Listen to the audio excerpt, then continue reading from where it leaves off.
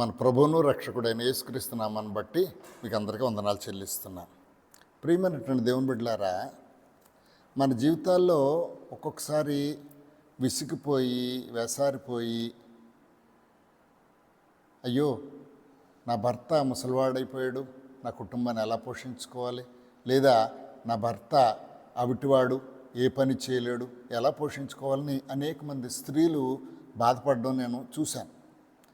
ఈ సంసారాన్ని ఎలా నెట్టుకురావాలి, ఈ బిడ్డల్ని ఎలా పోషించుకోవాలి, 10 మందిలో ఎలా ఉండాలని మనం చూస్తే 2 రాజుల గ్రంథంలో గనురాలైనటువంటి స్త్రీ ఆమంటుంది, నాకు బిడ్డలు లేరు, నా భర్త ముసలివాడు. 1 రాజుల గ్రంథానికి 17వ అధ్యాయంలో వచ్చినట్లయితే ఆమె విధవరాలు, భర్త లేడు, తినడానికి తిండి లేదు, దేశమంతా కరువు కాటకం వచ్చేసింది. ఇలాంటి పరిస్థితుల్లో మన బ్రతుకులు ఏమైపోతాయి, మేము ఎలా బయటపడతాము, వీటిని ఎలా పోషించుకోవాలని అనేక మార్లు మనము ఆలోచన చేస్తాము. ఆ కుటుంబాలను చూసినప్పుడు ఒక్కొక్కసారి చాలా బాధగా ఉంటుంది. దేవుని కృపను బట్టి దేవుడే వారిని పోషిస్తాడని అనుకుంటుంటాం. ఇక్కడ మనము 33వ కీర్తన 18వ వచనంలో చూస్తే అక్కడ కీర్తనకారుడు చెప్తున్నాడు, కరువులో వారిని నేను పోషించదను. అంటే కష్టపడలేనటువంటి పరిస్థితులు చాలా ఉంటాయి, పనులు లేనటువంటి పరిస్థితులు, కష్టకాలంలో కరువు కాలంలో నేను పోషిస్తాను.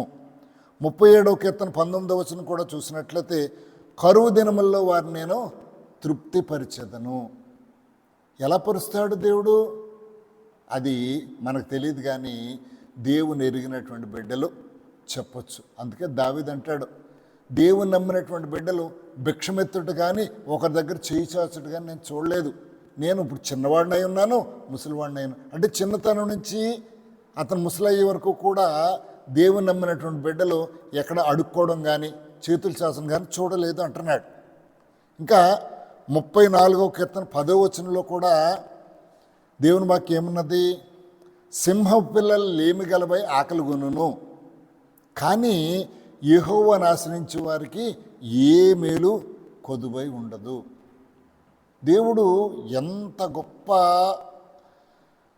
ఆశీర్వాదాలు లేదా అభయాలు ఇస్తూ ఉంటాడంటే ఆ మాటలు బట్టి మనం ఏం చేయాలట, దేవుని నమ్మాలి, శక్తిని తెచ్చుకోవాలి, మనం కష్టపడాలి. ఇక్కడ మనం చూసినట్లయితే దీనికి సంబంధించి ఒక ఉదాహరణని జరిగినటువంటి సంఘటన, పాత నిబంధనలో జరిగినటువంటి సంఘటన ఒకటి మీ దగ్గర ఉంచాలని నేను ఆశపడుతున్నా. 1 రాజుల గ్రంథం 17వ అధ్యాయంలో చూసినట్లయితే ఏలియా అహాబ్ దగ్గర ఉండేవాడు. అహాబ్ దగ్గరికి వెళ్ళి ఆ రాజ్యంలో ఉండేవాడు. అహాబు చేస్తున్నటువంటి అకృత్యాలను బట్టి ప్రజలందరినీ తప్పుతోవలో నడిపిస్తున్న దాన్ని బట్టి అక్కడికి వెళ్ళి ఏలియా దగ్గరికి వెళ్ళి చెప్తున్నాడు, ఏమంటున్నాడు, నేను యెహోవా సన్నిధిని నేను నిలబడి ఉన్నాను, ఇశ్రాయేలు దేవుడైన యెహోవా జీవంతోడు, నా మాట ప్రకారం కాక ఈ సంవత్సరం మంచైన వర్షమైన పడదని ప్రకటించాను. ప్రజల్ని చాలా తప్పుతోవలో తప్పుడు విషయాల్లో నడిపించేస్తున్నాడు. ఏ విషయాలు అన్నది మనకి ఇక్కడ అసందర్భం, కానీ ప్రజల్ని మామూలుగా ఉంచట్లా. అందుకు ఏలి ఏం చేశాడు, ఈ సంవత్సరాల్లో మంచు కానీ వర్షం కానీ కురవదని ప్రకటించేశాడు. అక్కడ ఎంతకాలం పట్టిందట మళ్ళీ వర్షం రావడానికి, మళ్ళీ దేవుడు కరుణించే వరకు 3.5 సంవత్సరాలు పడిందట. ఆ రాజ్యం అంతా ఏమైపోయింది, కరువుతో నిండిపోయింది. అక్కడి నుంచి ప్రకటించేశాడు, మనోవేదన పడింది, వెళ్ళిపోయాడు, ఎక్కడో కిరీతువా దగ్గరికి వెళ్ళిపోయాడు. అతను కూడా భోజనం లేదు, కానీ అక్కడ ఏం చేస్తున్నాడు, దేవుని కోసం ఇంత ప్రయాసపడుతున్నాడు కదా అని దేవుడు ఏం చేశాడు, కాకులతోటి ఆహారాన్ని పంపించాడు. ఇంకా అక్కడి నుంచి ప్రయాణమై వెళ్ళాడు. వెళ్తుంటే ఒక అడవి లాంటి ప్రాంతంలోకి వెళ్ళాడు. ఒక ఆమె ఓ విధవరాలని చెప్పి రాశాడు. వెళ్ళేటప్పటికి ఆడ ఏం చేస్తుంది, కర్ర పొలాలు ఏరుకుంటుందట. పొలాలు ఏరుకుంది, ఎండు పొలాలు ఏరుకుంటుంది. ఆయన దగ్గరికి వెళ్ళి ఏమన్నాడు, అమ్మా నాకు కొంచెం మంచినీళ్ళు ఇస్తావా అన్నాడు. ఆమె నీళ్లు తెస్తుంటే ఇంకో మాట అన్నాడు, నా కోసం వెళ్ళి ఒక రొట్టెని చెయ్యి ఆమె ఏమీ మాట్లాడలేకపోతుంది. వచ్చినటువంటి ఆయన దైవజనుడు అన్న సంగతి ఆమెకు అర్థమవుతుంది. అయ్యా, నా దగ్గర ఇంట్లో గుప్పుడు పిండి మాత్రమే ఉంది, ఇదిగో గుడ్డులో కొంచెం నూనె మాత్రం ఉంది. ఈ మొత్తం దేశమంతా కరువు వచ్చేసింది, తినడానికి ఏమి దొరకట్లేదు, పనులు కూడా ఏమి లేవు.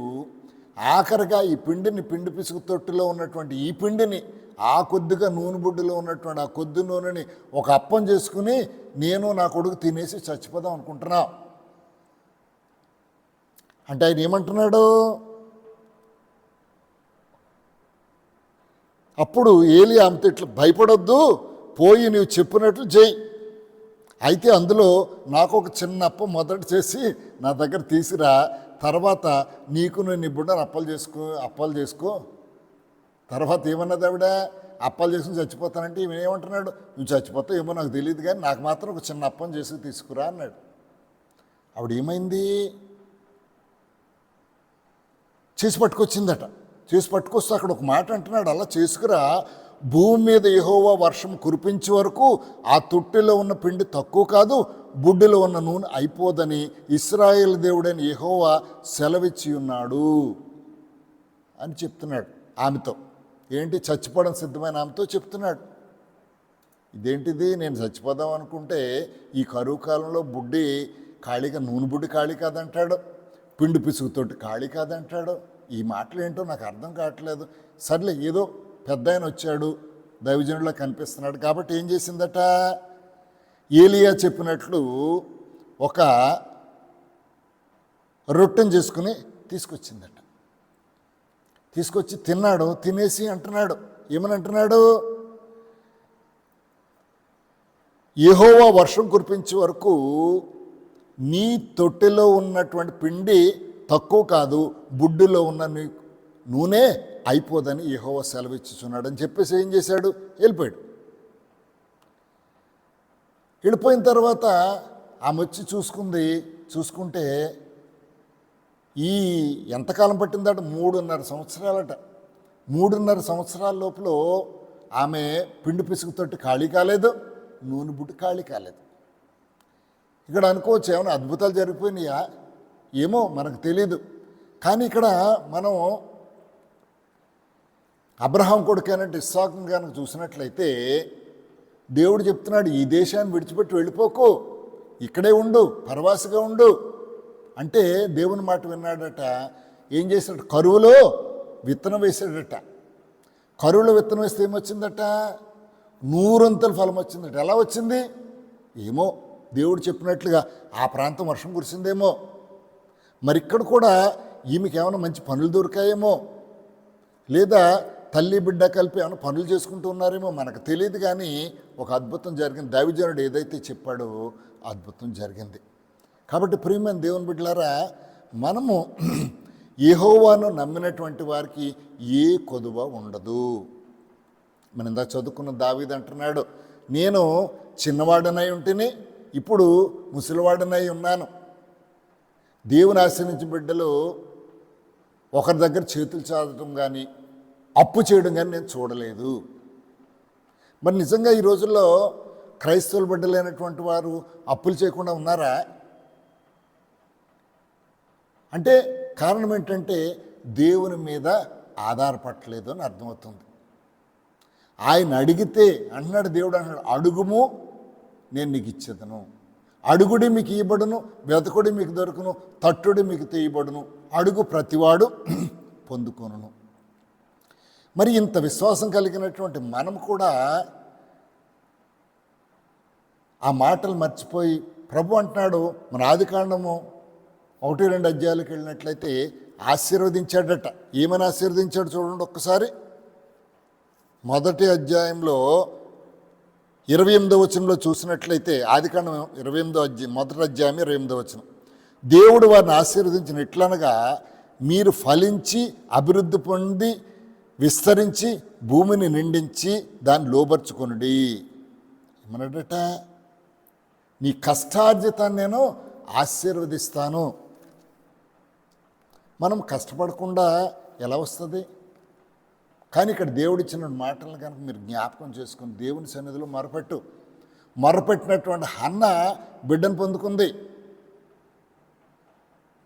మొరపెట్టినటువంటి అనేకులు జవాబు పొందుకున్నారు. మరి ఈ రోజున మనం ఏమన్నా సంశయిస్తున్నామేమో, ఆ విధవరాలకి ఈ కరువు దినాలు ఎలా పోషింపబడ్డది?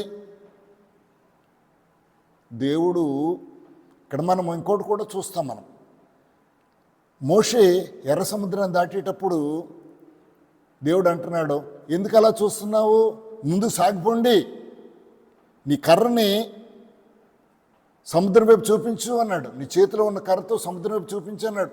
సముద్రం చూపించగానే పాయలు అయిపోయినట్టు కనబట్ల. ఏమైందట? తూర్పు గాలి విసిరిందట. అది హోరుగాలి వచ్చిందట. హోరుగాలికి ఏమైందట? ఆ సముద్రం 2 పాయలుగా చీలిపోయిందట.